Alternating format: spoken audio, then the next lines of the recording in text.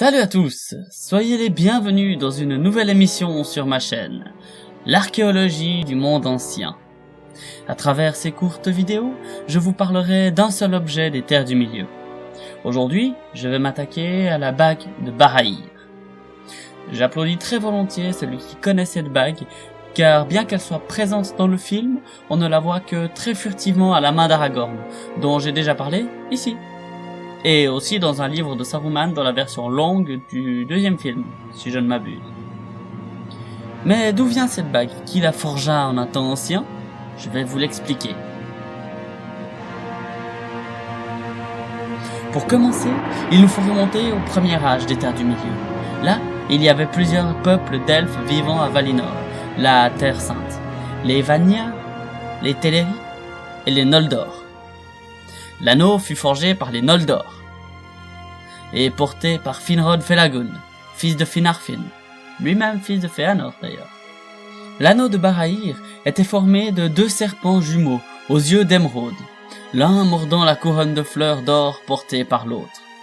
Finrod fit don de son anneau à un humain, Barahir, pour l'aide qu'il lui apporta lors de la bataille de la flamme subite d'Agor Bragollar.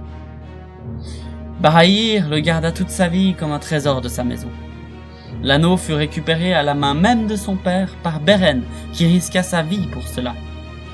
L'anneau lui servit pour rappeler sa dette à Finrod, qui l'aida au prix de sa vie dans la quête du Silmaril, dont j'ai déjà parlé dans l'histoire de Beren et Lúthien, dont voici le lien. Puis l'anneau passa de Beren à Dior, son fils, puis de Dior à Elwing, puis Elwing fit don à Elros, frère d'Elrond. Par Elros, la bague fut le plus ancien trésor de Númenor, et elle fut transmise de père en fils jusqu'à Tar Elendil, attention à ne pas confondre avec le Elendil dont Aragorn parle tout le temps, qui lui-même en fit don à Thafil, Silmarian, si bien que l'anneau passa à la main des seigneurs Anduinais. Par Elendil, Isildur, puis tous les rois d'Arnor jusqu'à Arvedin, il passa de père en fils. Et ce dernier en fit don aux Lossar, les hommes de neige de la baie de Forosh. Ensuite, l'anneau fut racheté aux Lossar par les Dunedain du Nord, qui le confièrent à Elrond de Frontcombe.